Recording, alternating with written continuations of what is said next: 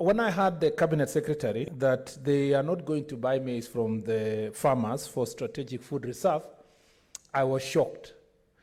And Madam Speaker, in seeking this statement by Senator Cherargei, I would like to know from the cabinet secretary the policy paper that informed the decision to stop buying maize from farmers. Because farmers in Trans Nzoia, Bungoma, Uasin Gishu, Elgeyo Marakwet, Nandi, West Pokot, Nakuru, Narok, Mr. Speaker, most parts of Kericho, where a lot of maize has been produced to protect this country. There was a reason why in the governments of President Kenyatta, President Moi, President Mwai Kibaki, that it was necessary, Mr. Speaker, to be buying maize from farmers and protect and safeguard the farmers, but at the same time, food security of the country. Suddenly, not in the first term of Jubilee, in the second term of Jubilee administration, Mr. Speaker, Madam Speaker, and particularly somewhere between 2019 and now, there has been something strange that I will be forgiven to imagine. There is a strategic attack of persons and farmers who come from certain places in this country and certain counties, Mr. Speaker, which, Mr. Speaker, I think it goes beyond just government policy. It is political. And we need to call it what it is. There has been certain cabinet secretaries who have been behaving in a manner like you have to punish citizens to settle political scores with government officials whom they work together. And this issue of stopping purchase of maize from farmers is more than government policy. It is politics. And you know that for us who come from the North Rift, we have already suffered enough, Madam Speaker, in the internal fights within Jubilee over their own political issues. I have always said and insisted, if people have their own fights about 2022, they should leave our farmers alone. And they should leave our citizens in that area alone and deal with each other mundu kumundu like politicians.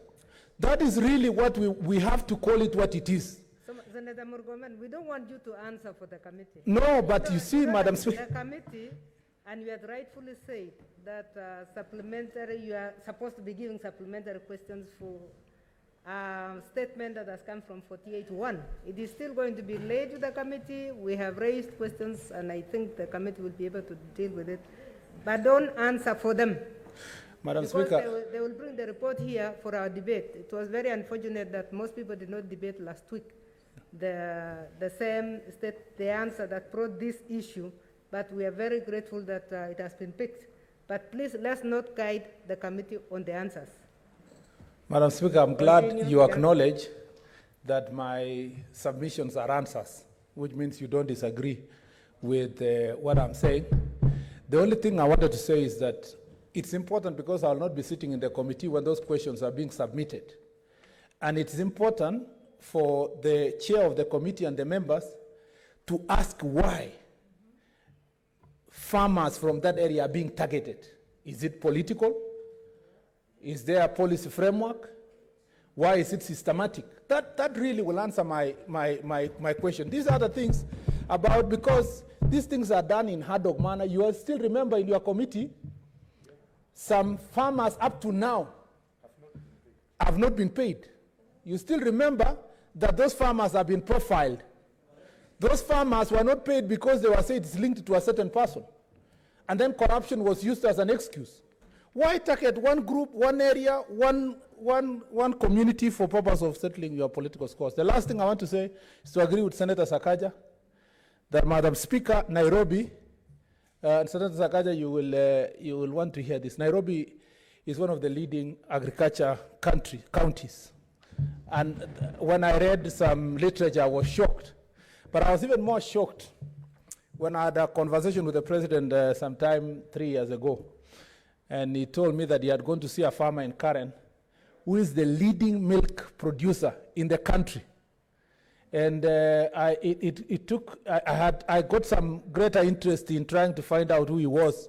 And I found out that it is indeed true that Nairobi has the leading milk producer in the country.